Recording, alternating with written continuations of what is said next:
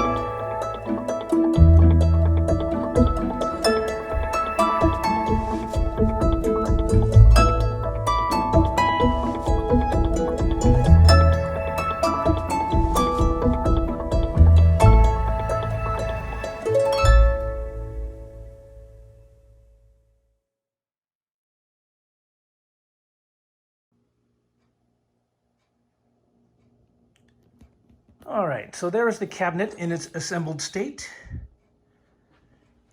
If you can put together IKEA furniture, you most definitely can put together an Arcade1Up cabinet. I guess this is kind of the way that they save the money. They just they flat pack it for you, and you go ahead and put it together, and there you go. Now, as you saw during assembly, how tall it was. In fact, you can kind of see its height relative to the games that are sitting on the risers. So I may or may not build another custom riser for this particular cabinet. I kind of like maybe the lower height, and I'll put a chair in front of it instead of a bar stool. In fact, there's me in the reflection. Hey, everybody. Try to get out of the way so you're not looking at my my nether parts there. In any case, again, this is a Series 1 cabinet. It's a little bit older. I'll get it plugged in. And one of the things I noticed here is that it did not come with a deck protector. And I can imagine that if this thing gets a lot of play, and you can already see, you know, it's not a perfect manufacturing process. It's got some on the edges there, a little bit of wear and tear already, just I guess from shipping. That's okay. Any classic arcade game that you see these days is probably going to have a way more than that, and it's probably not going to get that much usage there. So let's get it put into place and plugged in so you can see it in line with everything else, and what my idea is as far as seating and everything else.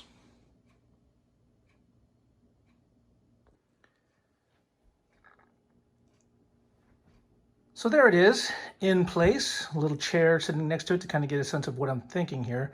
It does look a little awkward sitting next to the taller cabinets, but I really don't mind it that much. And plus, I think the countercade sits real nice right there too, and probably can play them both while you're sitting there. So let's go ahead and get this thing, let's have a seat and get this thing turned on and see what it's like. Hello, everybody. Flip to the switch. Your standard Arcade1Up boot logo. Looks like when you compare it to like Galaga, Pac-Man, and everybody else, there's no artwork on the sides here. That's all right. And it says push A to select the game, so that's you down here. So as we push that, okay, kicks into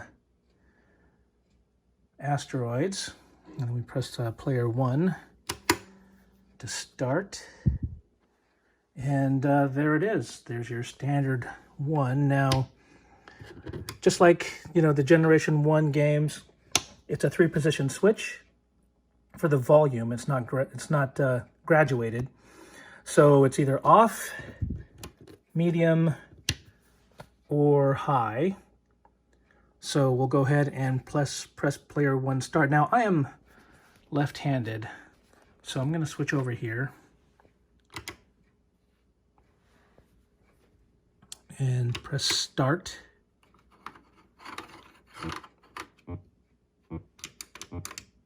And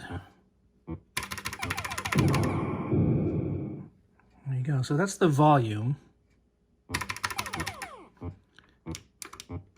Okay. So as we do the rotation,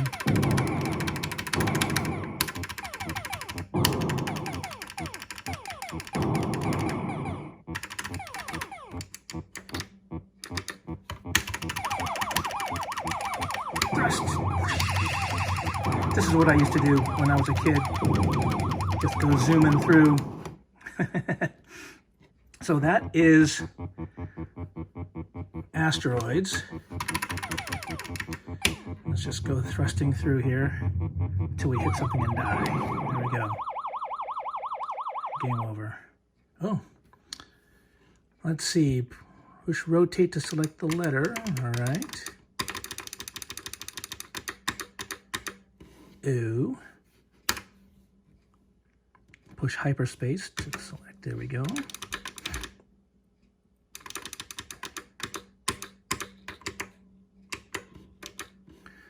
the buttons are very clicky, and I can't remember whether or not that was the case in the original game. But yeah, there you go. And then if you press the player 1 start for 5 seconds, it should kick us back out to the main menu. There you go. And then, you use the scroll wheel to, or the control wheel to select the other games. And that's what I would imagine Tempest would be the one that we would use there. And then Major Havoc.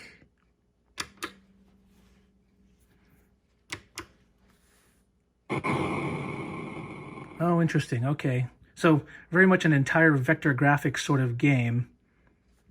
And I would imagine you use the either the rotate back and forth or the everything else. Wow.